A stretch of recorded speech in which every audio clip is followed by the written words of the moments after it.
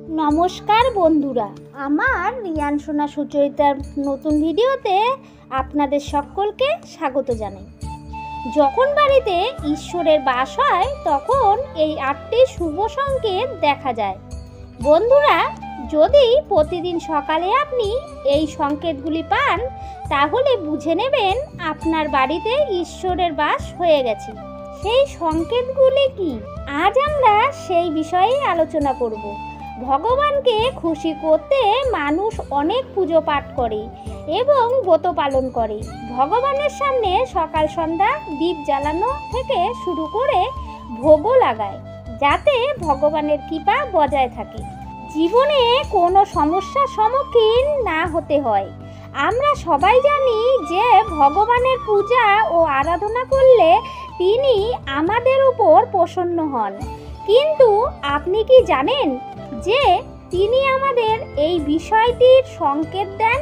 চলুন জেনে নেই আজকের সংকেতগুলো সম্পর্কে, যা আপনাকে জানান দেবে যে ভগবানের বিশেষ কৃপা আপনার উপর রয়েছে। বন্ধুরা, যখন আপনি পূজা পাঠ করেন তখন ঈশ্বর আপনার বাড়িতে বাস করেনি, সেটা প্রত্যক্ষভাবেই হোক আর অপ্রত্যক্ষভাবেই হোক। তিনি যখন বাড়িতে বাস করেন তখন আপনি তা অনুভব করতেই পারেন। অনেক সময় আপনি তাকে দেখতেও পাবেন। অনেক সময় এমন হয় যে ভগবান আপনার বাড়িতে বাস করলেও আপনার কিছু ভুলের কারণে চলে যান। আপনার কিছু কর্মের জন্য তিনি ফিরে যান, কারণ সেই সময়ে মানুষ প্রায়শই এই ভুলটি করে। তারা কখনো পূজা পাঠ করে, তারপর ছেড়ে দেয়, আবার কিছুদিন পূজা করে, তারপর আবার ছেড়ে দেয়। এটি ঠিক নয়, এতে ঈশ্বর চলে যান। এটি আপনাকে কখনোই করা উচিত নয়। অনেক লোক আছেন যাদের বাড়িতে ঈশ্বর বাস করেন, কিন্তু তারা নিজেরাই এই বিষয়টি জানেন না এবং নিজেরাই তাদের অপমান করে ফিরিয়ে দেয়। তারা বলে, আমি তো প্রতিদিন ঈশ্বরের পূজা করি, তবুও ঈশ্বর আমাকে কেন দেখা দেন না?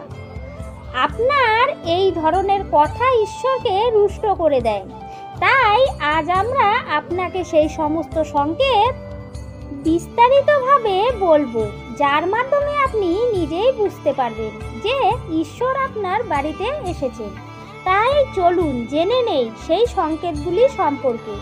কিন্তু তার আগে যদি আপনি চান যে লক্ষ্মী মাতার আশীর্বাদ আপনার উপর বজায় থাকুক, তাহলে এই ভিডিওটি একটা লাইক করবেন, চ্যানেলটি সাবস্ক্রাইব করে পাশে থাকবেন। কমেন্ট বক্সে জয় মা লক্ষ্মী দেবী জয় লিখতে ভুলবেন না। চলুন বন্ধুরা, এবারে সংকেতগুলো জেনে নেই। নাম্বার 1, যখন আপনি ঘুমিয়ে থাকেন এবং ব্রহ্ম মুহূর্তে সূর্যোদয়ের আগের সময় নিজে থেকে উঠে যান। প্রতিদিন আপনার ঘুম এই সময়েই খুলে যায়। পাশাপাশি যদি ব্রহ্ম মুহূর্তে আপনি এমন কোনো স্বপ্ন দেখেন, যেমন মন্দিরে পূজা করছেন, মন্ত্র জপ করছেন, তাহলে ব্রহ্ম মুহূর্তে দেখা এমন স্বপ্ন এই ইঙ্গিত দেয় যে ঈশ্বর আপনার বাড়িতে আছেন। দ্বিতীয় সংকেতটি হলো, যদি ব্রহ্ম মুহূর্তে আপনি শঙ্খের আওয়াজ শুনতে পান, মন্ত্রের আওয়াজ শুনতে পান বা ঘন্টার আওয়াজ শুনতে পান, বা কেউ আপনাকে রাম রাম বলে ডাকছে, এই আওয়াজ যদি শুনতে পান, এটি হলো দ্বিতীয় সংকেত, যা জানান দেয় যে ভগবান আপনার বাড়িতে এসেছে। নাম্বার 3, যখনই আপনি সকালে স্নান করে তৈরি হন তখন আপনার কাছে একটি আলাদা সুগন্ধ আসে। এটি একটি অদ্ভুত সুগন্ধ যা বাড়ির অন্য কেউ পায় না, শুধু আপনি অনুভব করেন। এটি কোনো সুগন্ধি আগরবাতি বা অন্য কিছুর গন্ধ নয়, এটি আপনার বাড়ির মন্দির থেকে আসে। এখন যে ঘরে তিনি অবস্থান করবেন সেখানেই আপনি এই সুগন্ধ পাবেন, আর যতই আপনি আপনার বাড়ির মন্দিরের কাছে যাবেন ততই এই সুগন্ধ তীব্রতর হবে। এই সুগন্ধ দেবী দেবতাদের উপস্থিতির ইঙ্গিতবাহী, যা আপনাকে জানান দেবে যে ঈশ্বর আপনার বাড়িতে বিরাজ করছেন। যখন নেতিবাচক শক্তি ঘরে প্রবেশ করে তখন আপনি ঘরের ভেতর সুগন্ধ অনুভব করতে শুরু করেন, কিন্তু যখন ঈশ্বরের আবির্ভাব ঘটে তখন ইতিবাচক শক্তি প্রবেশ করে এবং আপনি একটি মনোমুগ্ধকর সুগন্ধ পেতে শুরু করেন। এটি অত্যন্তই সুন্দর, মিষ্টি, হৃদয়গ্রাহী একটি গন্ধ যা আপনার মনকে সম্পূর্ণভাবে আকৃষ্ট করে ফেলে। সংকেত 4, যখনই আপনি পূজা করতে যান ঠিক সেই সময় যদি কোনো প্রাণী যেমন কুকুর, বিড়াল, গরু অথবা কোনো ভিক্ষুক আপনার দরজায় এসে উপস্থিত হয় এবং এটি সপ্তাহে 3-4 বার নিয়মিত ঘটে, অর্থাৎ আপনার পূজার সময়ই তারা আসে, তাহলে এর অর্থ হলো ঈশ্বর আপনার ঘরে দরজায় কড়া নাড়ছেন। তার আগমন ঘটেছে, কারণ গোমাতা লক্ষ্মীর স্বরূপ হিসাবে বিবেচিত। কুকুর ভৈরব বাবা কাল ভৈরবের প্রতীক, আর কোনো জাতক ভিক্ষুক এলে তা ঈশ্বরের কোনো না কোনো রূপেই আসেন। তাই আমাদের কখনোই তাদের তাড়িয়ে দেওয়া উচিত নয়, বরং তাদের সন্তুষ্ট করা উচিত, অর্থাৎ তাদের খাবার দেওয়া উচিত, সম্মান দেওয়া উচিত।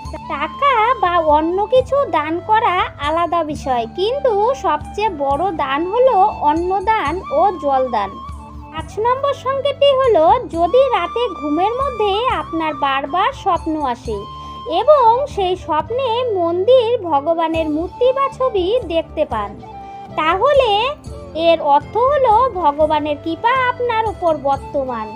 অনেক সময় এমন হয় যে আপনি কিছু নেওয়ার জন্য এগিয়ে যান, কিন্তু নেওয়ার মুহূর্তে আপনার মনে সংশয় জাগে। সব কিছু ঠিক থাকার পরেও কোনো অজানা কারণে আপনি এই সিদ্ধান্ত নিতে পারছেন না। এই দৈব শক্তির আশীর্বাদের লক্ষণ হিসাবে বিবেচিত হয়। নাম্বার 6, যাদের উপর ভগবানের কৃপা থাকে তারা ধনী হন বা দরিদ্র সর্বত্র সমান পথ। যাদের উপর ভগবানের কৃপা থাকে তারা ধনী হন বা দরিদ্র সর্বত্র সম্মান পান। যদি কেউ কম পরিশ্রম করেও সফলতা অর্জন করেন তবে তা ভগবানের কৃপারই নিদর্শন। ভগবান তাদের সব সমস্যা থেকে রক্ষা করেন। যাদের উপর ভগবান সন্তুষ্ট তারা সব পরিস্থিতিতেই সুখী থাকেন। তাদের জীবনে যতই দুঃখ থাকুক না কেন তারা সর্বদা আনন্দেতেই থাকেন। তাদের কোনো সমস্যাই ভয় দেখাতে পারে না, তারা সহজেই সব বাধা অতিক্রম করে ফেলেন। নাম্বার 7, পেঁচা দেখা শুভ। হিন্দু ধর্মে পেঁচাকে বিশেষ গুরুত্ব দেওয়া হয়েছে। পেঁচাকে মা লক্ষ্মীর বাহন হিসাবে গণ্য করা হয়। তাই যদি কোথাও আপনার পেঁচা দেখা হয় তবে তা অত্যন্তই শুভ সংকেত হিসাবে ধরা হয়। কোনো স্থানে হঠাৎ পেঁচা দেখা গেলে বুঝে নেবেন যে শীঘ্রই মা লক্ষ্মী আপনার ঘরে আসছেন। নাম্বার 8, খাদ্য অভ্যাসের পরিবর্তন আসা। মা লক্ষ্মী যেই ঘরে আসেন সেই ঘরে মানুষদের খাদ্যাভ্যাসের পরিবর্তন দেখা দেয়। বলা হয় এমন ঘরে মানুষের ক্ষুধা কম লাগে। বিশেষ বিষয় হলো এই সব মানুষদের জন্য অল্প খাবারই যথেষ্ট মনে হয়। এছাড়া এমন ঘরের মানুষ মাদক বা অপ্রাকৃতিক জিনিসের প্রতি আকর্ষণ হারিয়ে ফেলে। সংকেত 9, মা লক্ষ্মী ধনের দেবী। পরিষ্কার পরিচ্ছন্নতা খুব পছন্দ করেন। যে ঘরে পরিষ্কার পরিচ্ছন্নতা থাকে মা লক্ষ্মী সেই ঘরেই বাস করেন। এছাড়া মা লক্ষ্মী পরিষ্কার করার জন্য ব্যবহৃত ঝাঁটাও খুব পছন্দ করেন। বলা হয় যে সকালে কোথাও যাওয়ার সময় যদি আপনি কোনো বাড়ির বাইরে কাউকে ঝাঁটা দিতে দেখেন তবে এটি অত্যন্ত শুভ সংকেত। নাম্বার 10, শঙ্খের আওয়াজ শুভ সংকেত। হিন্দু ধর্মে শঙ্খকে একটি গুরুত্বপূর্ণ স্থান দেওয়া হয়েছে। শুধু তাই নয়, শঙ্খের আওয়াজও অত্যন্ত শুভ বলে বিবেচিত হয়। তাই কোনো শুভ অনুষ্ঠান বা পুজোয় শঙ্খ বাজানো হয়। যদি সকালে ঘুম থেকে উঠে আপনি শঙ্খের আওয়াজ শুনতে পান, তবে এটি একটি শুভ সংকেত। বিশ্বাস করা হয় যে সকালে শঙ্খের আওয়াজ শোনা মা লক্ষ্মীর আগমনের ইঙ্গিত দেয়। সংকেত 11। যদি আপনি টানা 3 দিন বাড়ি থেকে বের হবার সময় নীলকণ্ঠ পাখি দেখেন, তবে বুঝে নিন যে ভগবান আপনার প্রার্থনা শুনেছেন। আপনার কোনো বড় মনোবাসনা শীঘ্রই পূর্ণ হতে চলেছে। নীলকণ্ঠ পাখি দেখা মহাদেবের কৃপার লক্ষণ। যদি আপনার বাড়ির সামনে প্রায়ই সাদা গরু আসে, অথবা কোনো দিন সাদা গরু এসে আপনার বাড়ির সামনে তার বাচ্চাকে দুধ পান করায়, তবে এটি দেবী দেবতার কৃপার স্পষ্ট ইঙ্গিত। এটি জানান দেয় যে আপনার পূজা প্রার্থনা সফল হচ্ছে এবং আপনার জীবনে সমস্ত সমস্যা দূর হতে চলেছে। ভগবান আপনার সমস্ত কষ্ট ও দুঃখময় দিন শেষ করতে চলেছেন। 12। যদি বাড়ির প্রধান দরজার আশেপাশে পাখি বাসা বাঁধে, তবে এটি অত্যন্তই শুভ সংকেত। এটি প্রমাণ করে যে আপনার পুজো সফল হয়েছে। পাখি ও তাদের বাচ্চাদের কখনো বিরক্ত করবেন না, বরং তাদের জন্য দানা পানি রাখুন।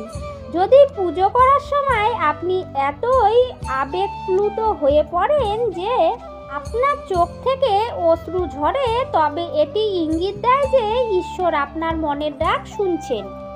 সংকেত 13। আপনি যদি সকালে পুজো করে বাড়ি থেকে বের হয়ে কোথাও বানরের দল দেখেন, তবে এটি ইঙ্গিত দেয় যে সিদ্ধ হতে চলেছে। ভগবান আপনার প্রতি সদয়। চেষ্টা করুন সেই বানরদের খাবার দিতে। যদি আপনার বাড়িতে কোনো আগরবাতি, রুম স্প্রে বা কৃত্রিম সুগন্ধি ব্যবহার না করেও সতেজতা অনুভব করেন, তবে বুঝে নিন যে ঈশ্বরের কৃপা আপনার উপর রয়েছে। শীঘ্রই আপনার দিন ফিরতে চলেছে। 14 নম্বর সংকেতটি হলো পুজোর সময় বাড়িতে কোনো অতিথির আগমন ও ভগবানের কৃপার লক্ষণ। যদি অতিথি কোনো উপহার নিয়ে আসেন, তবে এটি স্পষ্ট ইঙ্গিত দেয় যে ভগবান আপনার পুজো গ্রহণ করেছেন। পুজোর সময় জ্বলন্ত দ্বীপের শিখা হঠাৎ তীব্রভাবে জ্বলে উঠলে বুঝে নিন যে আপনার পূজা সিদ্ধ হতে চলেছে এবং ঈশ্বরের কৃপায় আপনার দুঃখময় দিন শীঘ্রই দূর হবে। সংকেত 15। রাত 3টার পর দেবী দেবতাদের শক্তি জাগ্রত হয়, যা আপনার সাথে অনেক কিছু বলতে চায়। এই সময়ে বারবার ঘুম ভেঙে যাওয়া সাফল্যের ইঙ্গিত। আর রাত 3টার পর দেবতাদের কাছে মাঙ্গা বরদান কখনোই ব্যর্থ হয় না। ঈশ্বর অবশ্যই আপনার প্রার্থনা শুনবেন। সংকেত 16। যদি আপনি স্বপ্নে উঁচু পাহাড় ও সেখান থেকে প্রবাহিত জলপ্রপাত দেখেন এবং সেই জল পান করেন, তবে নিশ্চিতভাবে সাফল্য লাভ করবেন। যদি আপনি নিজের শিক্ষাকে সঠিকভাবে কাজে লাগিয়ে পরিবার চালাতে পারছেন, তবে তাই ঈশ্বরের কৃপাই সম্ভব। বিশ্বে অনেক শিক্ষিত মানুষ আছেন যারা শিক্ষার সদ্ব্যবহার করতে পারেন না। যাদের স্বাস্থ্য ভালো থাকে তাদের ঈশ্বরের বিশেষ কৃপা রয়েছে। স্বাস্থ্য খারাপ হলে শুধু শরীরই ক্ষতিগ্রস্ত হয় না, আর্থিক ক্ষতিও হয়। তাই নীরব দেহ পেয়েছেন এমন মানুষদের নিজেকে ভাগ্যবান মনে করা উচিত। 17। যদি আপনার জীবন সঙ্গী ভালো হয়, তবে তা ঈশ্বরের কৃপা। একজন ভালো সঙ্গী সমগ্র জীবন সুখী করে তুলতে পারে, কিন্তু খারাপ সঙ্গী পেলে জীবন বিবাদ ও ক্লেশে কাটে। সন্তান যদি আজ্ঞাকারী হয়, তবে তা পরমেশ্বরের কৃপা। না হলে আজকাল অনেকেই সন্তানের কারণে দুঃখ পায়। যারা সঠিক ভুলের পার্থক্য বোঝেন, তাদের ওপর ইষ্টদেবের আশীর্বাদ থাকে। স্বপ্নে ভগবানের দর্শন পাওয়াও দেব কৃপার লক্ষণ। সকলের পক্ষে এটি সম্ভব নয়। যারা ক্রোধ নিয়ন্ত্রণ করতে পারেন, শান্ত মনের অধিকারী এবং যে কোনো পরিস্থিতিতে ঠান্ডা মাথায় সামলাতে জানেন, তাদের উপর ঈশ্বরের হাত থাকে। নাম্বার 18, ভগবান আমাদের কাছে তার প্রকৃত রূপে দেখা দেন না, কিন্তু কিছু মানুষকে ভগবানের সমতুল্য গণ্য করা হয়, যেমন পিতামাতা, গুরু, ব্রাহ্মণ। পুজোর সময় এদের কেউ যদি আপনার বাড়িতে আসেন তবে তা অত্যন্তই শুভ, তাদের খালি হাতে ফেরাবেন না।